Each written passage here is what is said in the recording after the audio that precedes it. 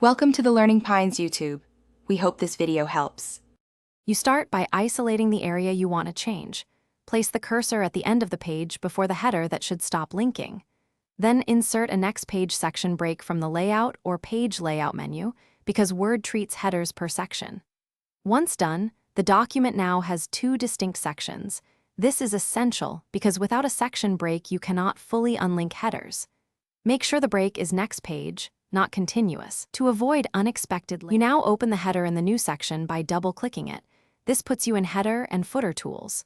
Look for the link to previous button and click it to turn linkage off. You must see the button deselected. This severs the automatic copying of header content from the prior section. Once unlinked, any edits you make affect only this section's header. Make sure to check both header and footer if they were linked, because each can be independently connected to the previous section. You finish by editing or removing the header content in the newly unlinked section. Changes now apply only here. Once done, close the header view and review surrounding pages to confirm layout and spacing. If something looks wrong, check for accidental continuous section breaks or extra blank paragraphs and remove them.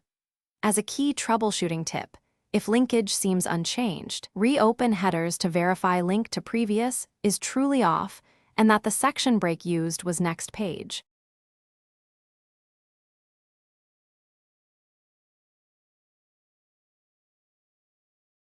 Thanks for watching. Consider subscribing if we helped you.